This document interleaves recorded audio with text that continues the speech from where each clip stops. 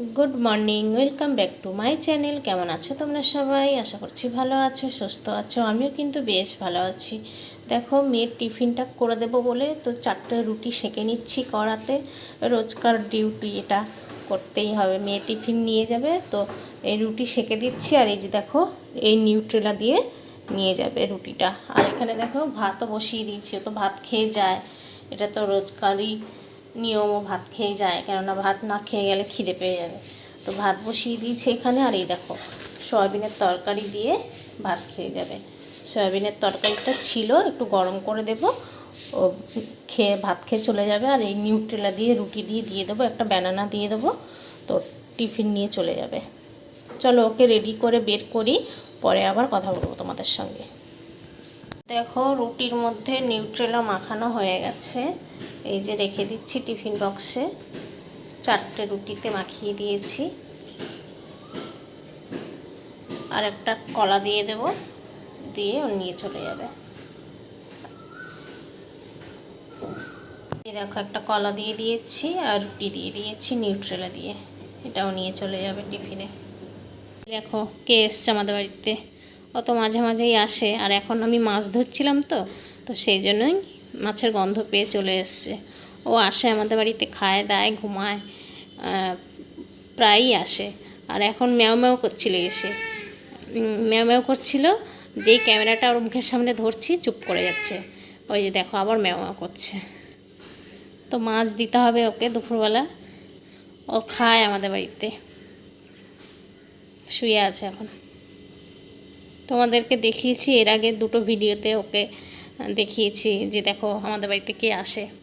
তো আজকেও দেখালাম। দেখো ওই যে ওই দিকেই যাচ্ছে, রান্নাঘরের দিকেই যাচ্ছে, মাছের গন্ধ আছে তো সেই জন্য। ওই দেখো, এই দেখো তোমাদের দাদা ভোলা মাছ নিয়ে এসছে, তো এই ভোলা মাছের আজকে তেল ঝাল করব। তো মাছগুলো ধুয়ে নিয়েছি, এবারে আমি রান্নাটা শুরু করব।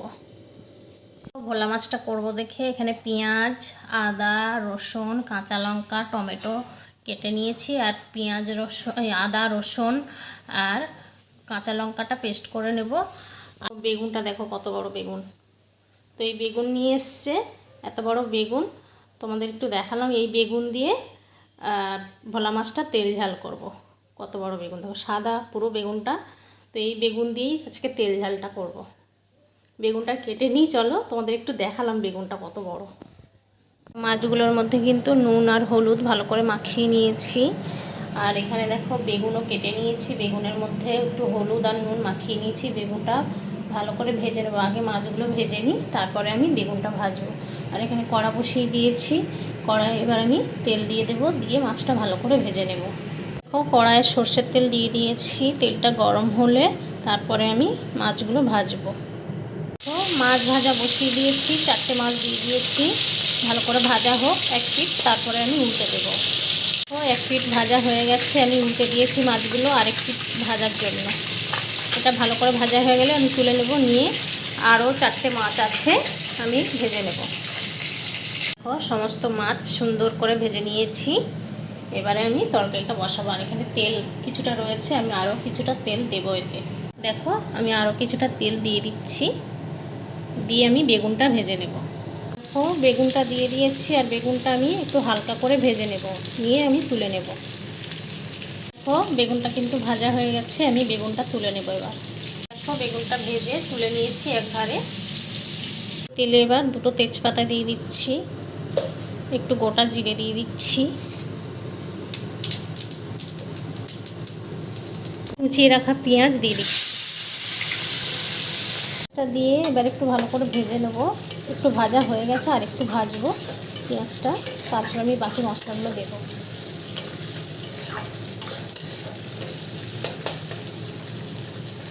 পেঁয়াজটা ভাজা হয়ে গেছে ভালো করে, এবার আমি টমেটো কুচি দিয়ে দেবো। টমেটো কুচিটা দিয়ে একটু নেড়ে নেব।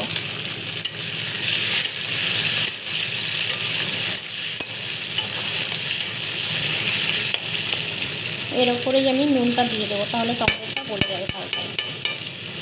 এবারে নুনটা আমি দিয়ে দিচ্ছি পরিমাণ মতো।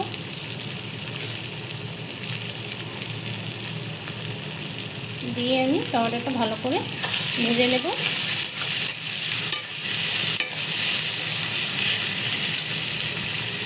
টমেটোটা সুন্দর গলে গেছে, এবার আমি মশলাটা দিয়ে দেবো। এটা কাঁচা লঙ্কা আদা রসুনের পেস্ট করে রেখেছিলাম, এই পেস্টটা আমি দিয়ে দিচ্ছি। পরিমাণ মতো হলুদ গুঁড়ো দিয়ে দিচ্ছি আমি। শুকনো লঙ্কার গুঁড়ো দিচ্ছি কালারটা ভালো আসার জন্য। আমি জিরের গুঁড়ো দিচ্ছি।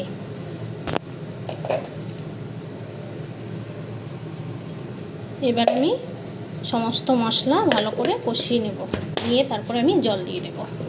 দেখো সামান্য একটু জল দিয়েছি, দিয়ে আমি ভালো করে মশলাটা কষিয়ে নেব। যতক্ষণ না তেলটা বেরিয়ে আসে ততক্ষণ আমি কষাবো, তারপরে আমি পুরো জলটা দেব, দিয়ে ফুটিয়ে নেব। ঢাকা দিয়ে দেব।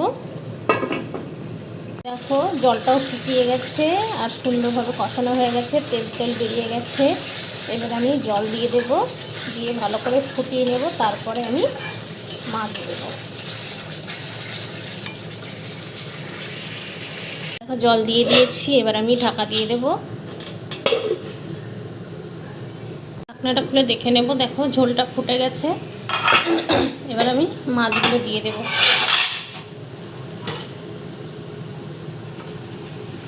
ভেজে রাখা মাছগুলো আমি দিয়ে দিচ্ছি। আমি আর একটু পরে বেগুনটা দেব, যে বেগুনটা ভেজে রেখেছিলাম ওই বেগুনটা আর একটু পরে দেব। বেগুনটা দিয়ে আমি বেশি ফোটাবো না, সেই জন্যই মাছটা আগে দিয়ে দিলাম। বেগুনটা দিয়ে আমি নামিয়ে নেব। মাছটা দিয়ে কিছুক্ষণ ফোটালাম, ফুটিয়ে এবার আমি ভেজে রাখা বেগুন আর ধনেপাতা কেটে রেখেছিলাম, এই ধনেপাতাটা দিয়ে দেবো।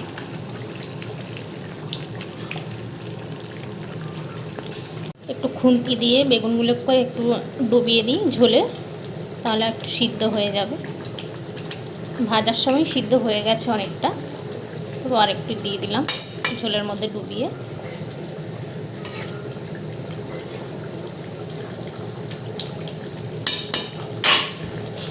একটু ঢাকা দিয়ে দেব, দিয়ে আমি নামিয়ে নেব। খুলে দেখে নেব, দেখো তরকারিটা হয়ে গেছে আর বেগুনগুলো কি সুন্দর সিদ্ধ হয়ে গেছে, আর ঝোলটাও অনেকটা কমে গেছে। এরকমই নামিয়ে নেব, আর বেশি শুকাবো না। চলো রান্না তো হয়ে গেল। আর এখানে একটু কুমড়ো কেটেছি, কুমড়োটা ভাজবো।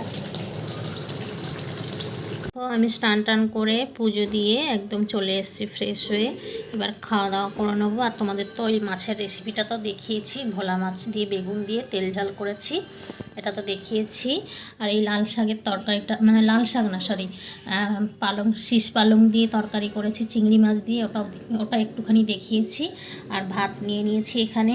আর কালকে করা, মানে কালকের একটা ভাজা ছিল, ফুলকপি আলু কালকে ভাজা করেছিলাম, তো ওটা রয়ে গেছিলো, একটু নিয়ে নিয়েছি। আর আমি কুমড়ো ভাজা করেছিলাম আজকে। তো এই দিয়েই আজকে দুপুরের মেনু হচ্ছে। খাওয়া দাওয়া করে নেবো এবার। আর তোমাদের দাদা খাওয়া হয়ে গেছে, আমার একটু পুজো দিতে দেরি হচ্ছিল দেখে ও ভাত বেড়ে খেয়ে নিয়েছে, আমার জন্য আর ওয়েট করেনি। তো আমারও পুজো দেওয়া হয়ে গেছে, চলো এবার খাওয়া দাওয়া করে নিই, পরে আবার কথা বলবো তোমাদের সঙ্গে।